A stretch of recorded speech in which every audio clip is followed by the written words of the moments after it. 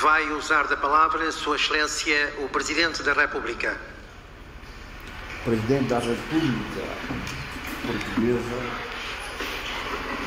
Portugal. Senhor Presidente Lula da Silva, ilustre amigo de Portugal e dos portugueses. Senhora Primeira-Dama, Chico Buarque de Holanda, o celebrado de hoje, como de há 4 anos, como de sempre. Senhor Primeiro-Ministro, Senhora Ministra da Cultura do Brasil, Senhor Ministro da Cultura de Portugal, Senhor Presidente do Júri, Excelências.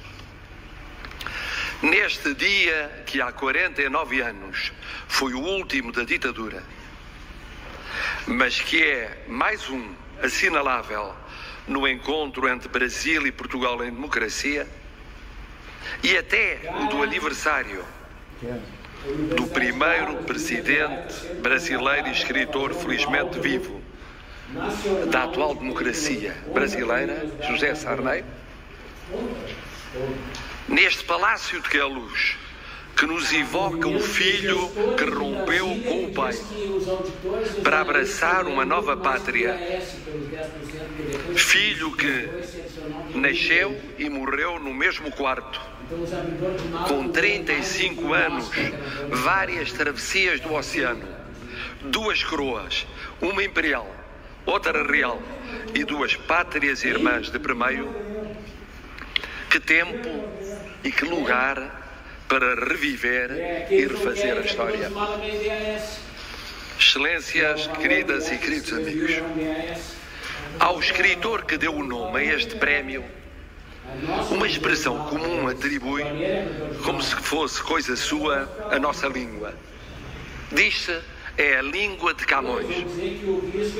E ainda que o poeta falasse e escrevesse uma forma específica de português, o português europeu quinhentista, sem dúvida que levou muitíssimo longe as possibilidades expressivas da língua.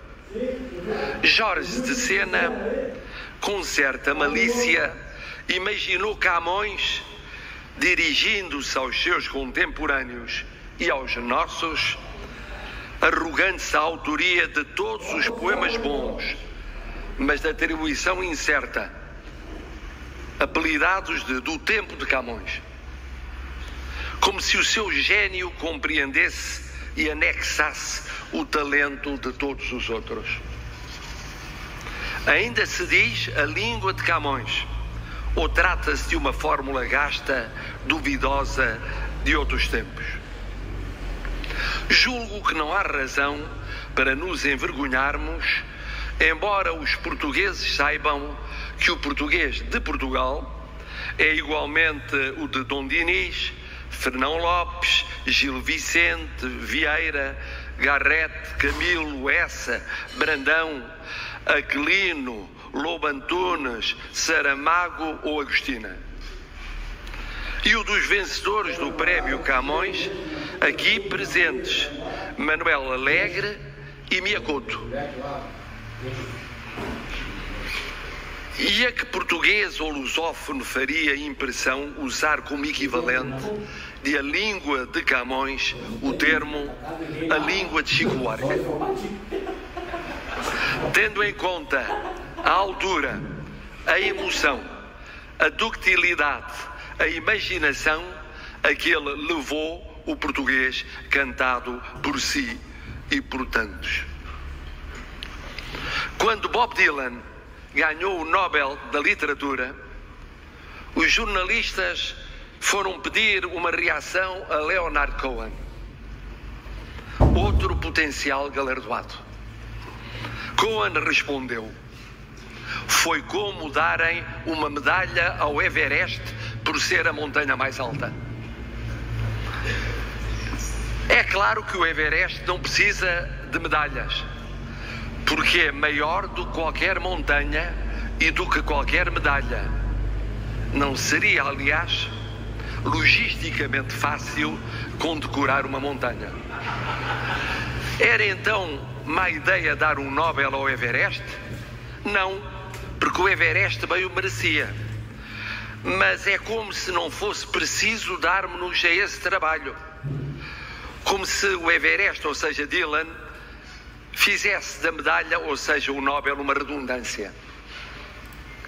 Se muitos de nós, diria mesmo todos nós, consideramos o cancioneiro de Chico Buarque parte integrante do nosso património comum e num patamar em que muito poucos se lhe comparam, seja em engenho, eufonia ou empatia, haveríamos de sentir alguma redundância ou alguma dissonância com este prémio Camões? Não vejo porquê. Se até o Everest de Dylan teve os seus detratores, sabemos que aqueles que em diversas instâncias não gostaram do Camões, atribuído a Chico, se dispensaram do absurdo de alegar deméritos estéticos, contestando em vez disso as ideias e as opiniões do cidadão Francisco Holanda, que a elas têm nós ganhar no mês que vem, que por elas deu a cara, tanto em liberdade como em ditadura. Não tem nenhuma notícia ruim. Claro que há uma diferença entre o Everest Dylan e o Everest Chico. Estamos bem agora. A obra de Bob Dylan é quase exclusivamente constituída por canções, enquanto o Chico Buarque, de Apesar de Você, Construção, Genio Zeppelin, ou o que será, é também o Chico de Estorvo e dos livros subsequentes. Sobre Estorvo, escreveu José Cardoso Pires que se trata de uma peregrinação alucinada em demanda das raízes perdidas através de um percurso existencial povoado de assombro e de solidão. E sobre Budapeste, disse José Saramago que cruzava um abismo sobre um arame e chegava ao outro lado. Isto sem esquecer as peças de teatro, os sofridos Benjamin e Leite Derramado, o autobiográfico Irmão Alemão e tão variados e agudos contos Anos de Chumbo. Saudando a decisão do júri do Prémio Camões e as razões da sua decisão, suspeito que por uma vez ninguém precisaria da fundamentação dessa decisão. De tal forma ela se impõe como evidência, acima de tudo poética, mas também romanesca. Dir-se-á que 4 anos é uma longa espera para concretizar uma evidência. Não importa chorar por leite derramado. O prémio respeita a 2019. É entregue pessoalmente em 2023. Mas ninguém cuidará de saber a que ano diz respeito. Diz respeito a todos os anos. Chico esperou 4 anos para o receber em mãos. E nós esperamos 4 anos para lhe o entregar em mãos. Como os admiradores esperam aqueles que admiram. Como os amigos esperam uns pelos outros. Em 1976, quando Augusto Boal e outros exilados brasileiros em Lisboa ouviram uma carta cantada enviada por Chico Buarque, a canção dizia, eu vou tentar dizer em português brasileiro: meu caro amigo, me perdoe, por favor, se eu não lhe faço uma visita, mas como agora apareceu um portador, mando notícias nessa fita.